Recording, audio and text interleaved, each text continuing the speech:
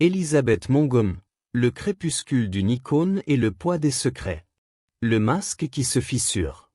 Pour des millions de téléspectateurs, elle restera éternellement Samantha Stephens, l'épouse radieuse capable de résoudre tous les tracas domestiques d'un simple froncement de nez. Dans l'imaginaire collectif, Elizabeth Montgomery est l'incarnation de la femme au foyer parfaite des années 60, évoluant dans une banlieue ensoleillée où le plus grand danger était une belle-mère envahissante. Mais derrière le vernis craquelé de la sitcom la plus célèbre de l'histoire, la réalité était d'une noirceur insoupçonnée. Elizabeth Montgomery ne se contentait pas de jouer une femme avec un secret, elle vivait une existence jalonnée de tragédies, de mariages toxiques et d'une quête éperdue de liberté sexuelle et politique. Aujourd'hui, alors que nous marquons les 30 ans de sa disparition, les témoignages de ses proches, y compris sa propre fille, dressent le portrait d'une femme complexe, bien loin du personnage angélique de ma sorcière bien-aimée. Elle n'était pas Samantha, elle était une rebelle en lutte contre son propre destin. L'ombre tyrannique du patriarcat. Elizabeth Montgomery n'est pas née n'importe où, elle a vu le jour le 15 avril 1933 au cœur de l'aristocratie de Hollywood. Ses parents étaient des piliers de l'industrie, sa mère, une vedette de Broadway venue du Kentucky, et son père, Robert Montgomery, un acteur nommé aux Oscars, homme de pouvoir et républicain conservateur pur jus. L'enfance d'Elizabeth est marquée par un luxe immense, mais aussi par une pression psychologique dévastatrice. Ses parents avaient perdu leur premier-né, et Elizabeth fut investie de la mission impossible de combler ce vide. Malgré les meilleures écoles privées, de Westlake à la Spence School de New York, la jeune fille ne rêve que d'une chose, la scène. Un choix que son père, Robert, voit comme une trahison. Pour lui, le métier d'acteur est une jungle indigne de sa fille. Lorsqu'elle parvient enfin à percer dans la série de son père, Robert Montgomery présent, elle espère enfin une accolade, un mot doux. Au lieu de cela, elle reçoit des mémos froids et assassins. Son père analyse chaque geste, chaque intonation, soulignant ses faiblesses avec une cruauté chirurgicale. Ce manque d'amour paternel sera le moteur de toute sa vie amoureuse. Elizabeth cherchera désespérément à gagner la faveur de son père, tout en le défiant par des liaisons scandaleuses. Des mariages comme des champs de bataille. En 1954, elle tente de rentrer dans le rang en épousant Frederick Kaman, un mondain new-yorkais riche et bien né. C'était le mari parfait aux yeux de Robert Montgomery. Mais pour Elizabeth, ce fut une prison. Elle se rend vite compte que Kaman, tout comme son père, souhaite qu'elle abandonne ses rêves pour devenir une potiche de salon. Le point de rupture arrive sur le tournage de Condamné au silence. Elle y rencontre le légendaire Gary Cooper. Malgré son mariage et l'immense différence d'âge, elle succombe au charisme de l'acteur. La liaison est si peu discrète que des membres de l'équipe les auraient surpris dans une situation compromettante. Le mariage avec Kaman explose en moins d'un an, laissant Elizabeth seule face à sa soif de vie.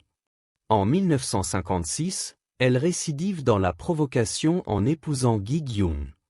Il a 26 ans de plus qu'elle, il est acteur, et il est alcoolique. C'est le cauchemar absolu de son père. Elizabeth s'investit dans une mission christique, le sauver de ses démons. Pendant des années, elle subit ses colères et son instabilité, espérant que l'amour suffira. Elle divorce finalement en 1963, échappant de peu à la tragédie qui frappera Young quelques années plus tard. L'Herbitz et la révolte des coulisses. C'est avec son troisième mari, le réalisateur William Asher, qu'Elizabeth va bâtir son empire. Ensemble, ils créent Ma sorcière bien-aimée. La série commence sous des auspices tragiques. Les premières répétitions ont lieu le jour même de l'assassinat de Kennedy, un ami proche d'Asher. La série devient un succès mondial, mais le plateau est une poudrière. Dick York, qui joue son mari Jean-Pierre, souffre le martyre à cause d'un dos brisé. Il devient dépendant au calmant et finit par avouer son amour à Elizabeth, sous les yeux de William Asher. La tension est telle qu'Elizabeth finit par craquer. Mais le vrai scandale éclate lorsqu'Elisabeth s'éprend du réalisateur invité, Richard Michael. L'affaire est explosive, ils sont tous les deux mariés, et Michael travaille pour le mari d'Elisabeth. L'adultère est découvert, provoquant une onde de choc qui met fin à 2 mariages et plonge la série dans une atmosphère délétère. Elisabeth refuse de continuer, elle se sent étouffée par Samantha. Elle ne reste pour la 8e saison que grâce à une offre financière qu'elle ne peut refuser, mais son cœur n'y est plus. Lizzie Borden et le sang du destin. Après la sitcom, Elisabeth veut prouver qu'elle est une actrice dramatique de premier plan. En 1975, elle incarne Lizzie Borden, la tueuse à la hache. Le tournage est marqué par sa volonté de faire, elle fait renvoyer le réalisateur Curtis Harrington car elle le juge trop léger. C'est alors qu'une découverte généalogique vient glacer le sang de l'équipe. Elizabeth Montgomery est réellement la cousine au 6e degré de la véritable Lizzie Borden. Cette connexion génétique semble habiter son jeu. Pour les versions internationales du film, elle exige de tourner nue lors de la scène du crime, arguant que la vraie Lizzie aurait agi ainsi pour ne pas tacher ses vêtements. Elle brise définitivement son image de « petite sorcière » pour devenir une figure de tragédie grecque. Militantisme et vérité queer. Elisabeth utilisait son pouvoir pour des causes qui faisaient trembler l'Amérique conservatrice. Elle s'oppose violemment à la guerre du Vietnam et devient une icône du féminisme, refusant de porter un soutien-gorge sous ses vêtements de tournage pour protester contre les contraintes imposées au corps des femmes. Plus fascinant encore, elle révèle que Ma sorcière bien-aimée était une métaphore de la condition homosexuelle. Une femme obligée de cacher sa vraie nature, son pouvoir, pour être acceptée par une société normale. Entourée d'acteurs homosexuels, Dick Sargent, Paul Lynde, Agnès Morhed, elle devient leur plus fervente protectrice. En 1992, elle défile fièrement à la Gay Pride de Los Angeles, s'engageant corps et âme dans la lutte contre le sida qui décime ses amis. Une fin en forme de coïncidence macabre. Les dernières années d'Elisabeth sont un mélange de stabilité avec Robert Foxworth et de rechutes passionnelles, notamment avec le danseur russe Alexander Godunov, plus jeune qu'elle est lui aussi aux prises avec l'alcool. En 1995, le cancer la frappe. Elle ignore les symptômes pour finir un tournage, une décision qui lui sera fatale. Elle meurt à 62 ans, seulement 8 semaines après son diagnostic. Le destin réserve une dernière surprise macabre. Son ancien amant Alexander Godunov est retrouvé mort le même jour qu'elle, seul dans son appartement. Une fin digne d'un roman noir pour celle qui avait passé sa vie à jongler avec les ombres.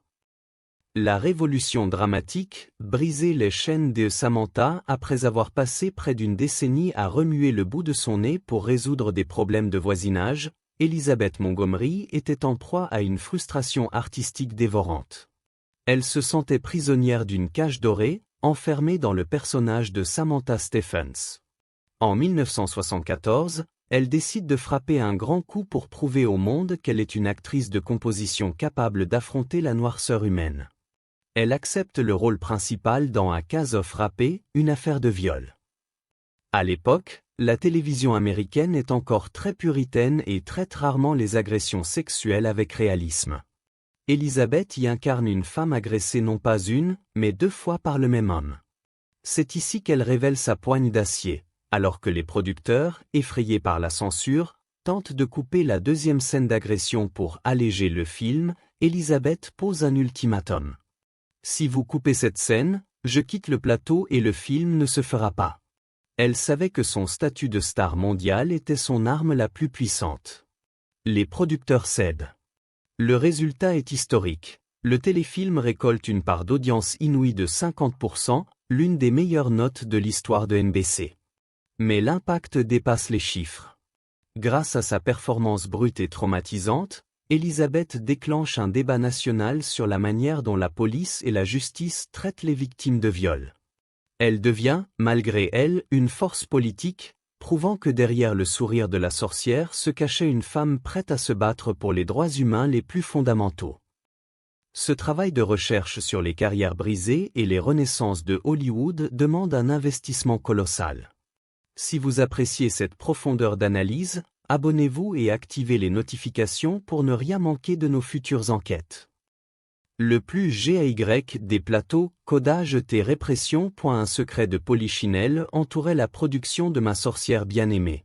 Le plateau était l'un des refuges les plus sûrs pour la communauté LGBTQ+, à une époque où l'homosexualité était encore un crime en Californie. Elizabeth, hantée par l'autoritarisme de son père conservateur, s'était entourée de marginaux. Dick Sargent, le second Jean-Pierre, était homosexuel, tout comme Paul Lynde, l'oncle Arthur, Agnès Morhead, Andorra, et Maurice Evans, le père de Samantha. Elizabeth n'était pas seulement leur partenaire de jeu, elle était leur protectrice. Elle a compris très tôt que la série elle-même était une gigantesque métaphore. Samantha est une femme qui possède une identité secrète, sa magie, qu'elle doit cacher pour s'intégrer dans une société normale et puritaine. Cette solidarité ne s'est pas arrêtée à la fin de la série. En 1992, alors que l'épidémie de sida ravageait Hollywood, Elizabeth a pris une décision courageuse pour l'époque. Elle a servi de grand maréchal à la Gay Pride de Los Angeles aux côtés de Dick Sargent. Pour beaucoup de fans conservateurs, ce fut un choc. Pour elle, c'était l'aboutissement d'une vie de lutte contre l'hypocrisie et la répression. Elle a utilisé son image de femme au foyer préférée de l'Amérique pour normaliser la différence, un geste qui reste l'un des piliers les plus nobles de son héritage. L'ultime passion destructrice alors qu'elle semblait avoir trouvé une certaine stabilité avec Robert Foxworth après ses mariages tumultueux, la vie d'Elizabeth a été bouleversée par l'arrivée d'une comète, Alexander Godunov.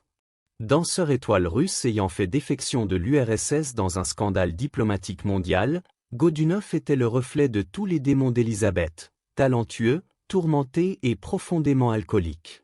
Pour la première fois, Elizabeth sortait avec un homme plus jeune qu'elle. C'était une liaison passionnée, physique, mais aussi épuisante.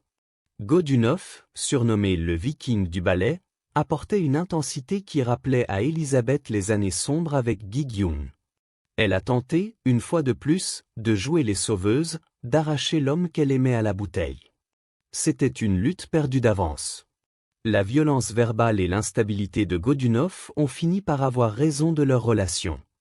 Elle est retournée vers la sécurité de Foxworth, mais cette liaison avec le danseur russe a laissé des cicatrices profondes. Ce que le public ignorait, c'est que cette passion dévorante aurait une conclusion macabre que même les meilleurs scénaristes d'Hollywood n'auraient pu inventer. Note de soutien de la chaîne, votre engagement est notre seule récompense. Si vous voulez soutenir la création de documentaires indépendants sur les faces cachées des icônes, laissez un pouce bleu maintenant. Cela nous aide énormément. Le compte à rebours final, une coïncidence glaquante. En 1995, Elizabeth tourne ce qui sera son dernier film, Deadline for Murder. Elle a 62 ans, elle est au sommet de son art, mais elle se sent épuisée. Elle attribue sa fatigue à une grippe tenace et au stress du tournage. Professionnelle jusqu'au bout, elle refuse de s'arrêter, ignorant les douleurs abdominales qui la consument. Lorsqu'elle se décide enfin à consulter, le verdict tombe comme une guillotine, cancer colorectal. Et il est trop tard. Le cancer s'est propagé. Elizabeth, cette femme qui avait passé sa vie à vouloir tout contrôler, de ses maris à ses rôles, se retrouve face à l'incontrôlable. Elle choisit de passer ses derniers jours chez elle, à Beverly Hills, refusant l'acharnement thérapeutique. Le 18 mai 1995, Elizabeth Montgomery rend son dernier souffle. Mais c'est ici que l'histoire devient surréaliste. Le même jour, à quelques kilomètres de là, le corps d'Alexander Godunov est découvert dans son appartement. Il était mort depuis plusieurs jours, seul, victime de complications liées à son alcoolisme chronique. Les deux amants terribles, la sorcière de banlieue et le danseur maudit, quittaient ce monde exactement en même temps, comme liés par un pacte invisible. Ajoutez à cela que son second mari, Gi Gyun, s'était suicidé des années plus tôt après avoir assassiné sa femme, et vous comprenez que la vie d'Elizabeth Montgomery était entourée d'une aura de tragédie que son sourire télévisé ne laissait jamais paraître. Note de soutien de la chaîne. Merci d'avoir suivi ce récit jusqu'ici. Nous croyons que la vérité sur ces icônes mérite d'être racontée sans phare. Pour nous aider à produire le prochain épisode, partagez cette vidéo sur vos réseaux sociaux, l'héritage d'une rebelle indomptable. Elizabeth Montgomery n'était pas la femme au foyer que nous croyions voir.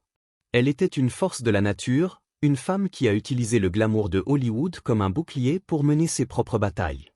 Elle a aimé les hommes dangereux pour échapper à un père trop rigide, et elle a utilisé sa magie télévisuelle pour faire passer des messages de tolérance. Sa garde-robe a été vendue aux enchères au profit de la recherche contre le sida, un dernier pied de nez à la morale conservatrice de son père. Elle nous laisse l'image d'une femme qui a su transformer une simple sitcom en un outil de changement social, tout en portant sur ses épaules le poids de secrets qui aurait brisé n'importe qui d'autre. Quelle facette de cette sorcière indomptable vous a le plus surpris? Son courage face à son père ou sa liaison avec Godunov? Dites-le nous en commentaire et abonnez-vous pour d'autres plongées dans les secrets de l'âge d'or d'Hollywood.